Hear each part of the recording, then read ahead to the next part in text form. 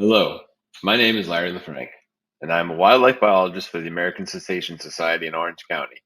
I'm here to present on the wildlife management of the southern resident killer whales. I want to thank the National Oceanic and Atmospheric Association for inviting me today to discuss this topic with you.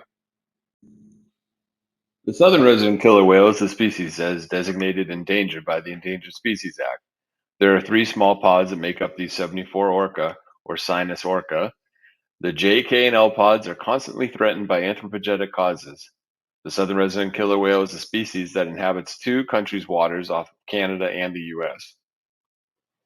Typically found in the Salish Sea during the summer months and the fall. The winter and spring, they can be found anywhere from southeastern Alaska all the way to Monterey Bay, California. As a result, the North American model for wildlife conservation identifies the species as a public resource that should be conserved.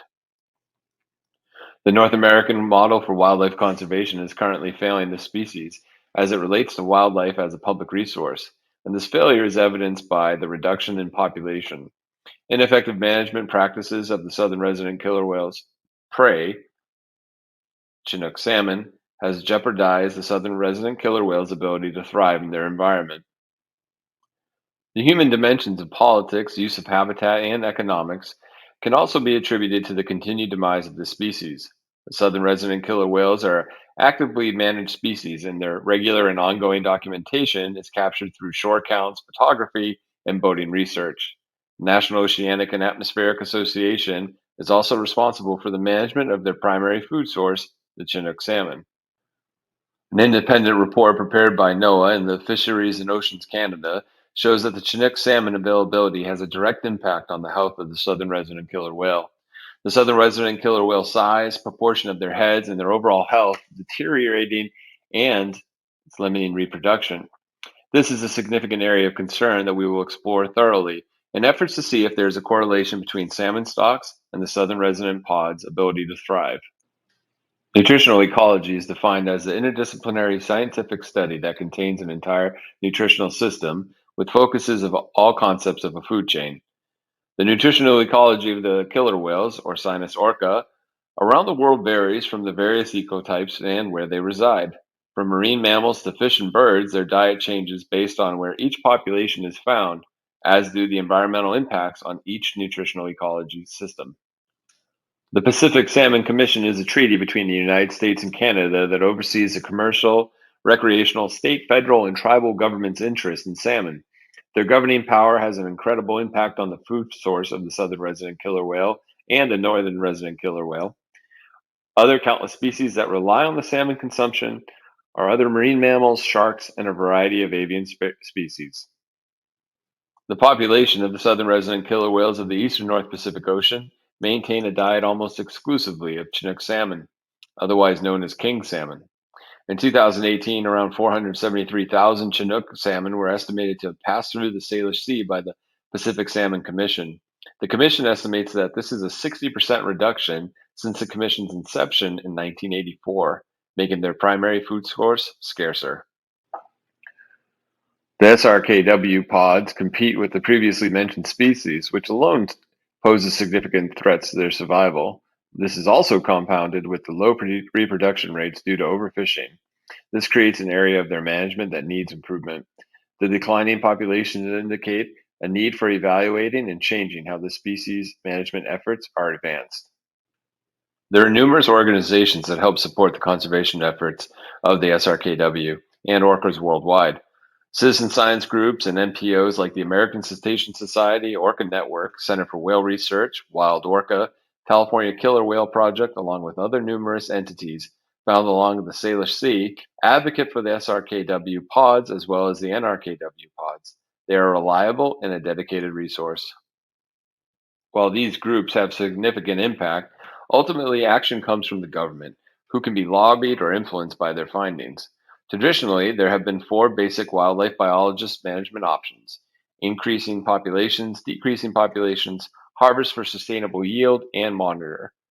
The North American model for wildlife conservation has either failed or not taken species like the SRKW and other marine mammals into full account. Southern resident killer whales have been under a constant active management method under these guidelines and has not succeeded in population growth.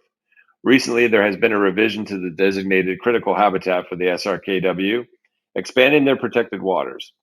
While this is an important step, the efforts to conserve their prey and other nutrition sources has been overlooked or not given the same level of importance.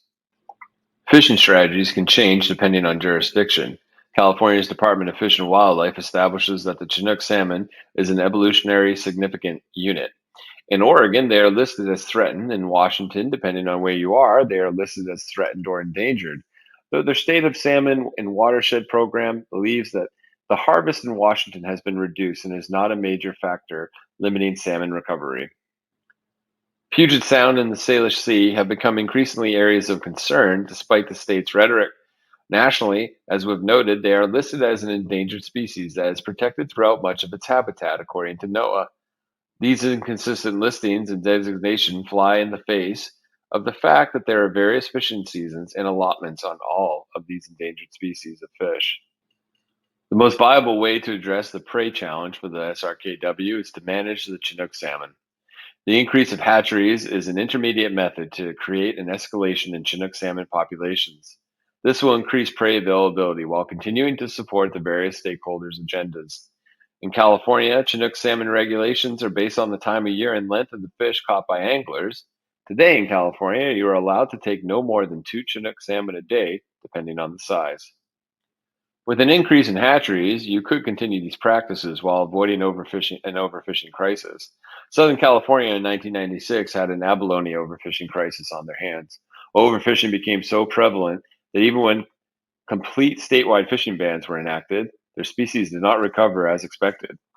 As it stands today, abalone fishing is still banned throughout Southern California some 25 years later. This is an example of what can happen if actions today do not curtail overfishing in Chinook salmon. The suggested proposal would be that in California and other Northwest states, increase current Chinook salmon hatcheries and build new ones on critical habitat. A study on an increase in hatcheries on the Trinity River showed that there would be no environmental damage or genetic concerns moving forward. This study shows that if environmental impact studies are completed prior, the habitat can be unaltered and even improved upon terms of creating a biodiverse area. Hatcheries are needed in order for the survival of the Chinook salmon and its predator, the southern resident killer whale. NOAA itself proposes annual catch limits on fish stocks throughout much of the country to prevent overfishing, and in doing so shows the need for more fish or hatcheries. As wildlife biologists and managers, it's our responsibility to actively manage and safeguard the species that we have. By increasing Chinook salmon hatcheries, we will continue to build upon a practice that has existed for over 100 years in fighting human-caused loss. The management of prey species should be enhanced while educating stakeholders on best practices to conserve both species. When we move forward in management strategies of one species, we do so with the two species. Orca and Chinook salmon are forever coupled.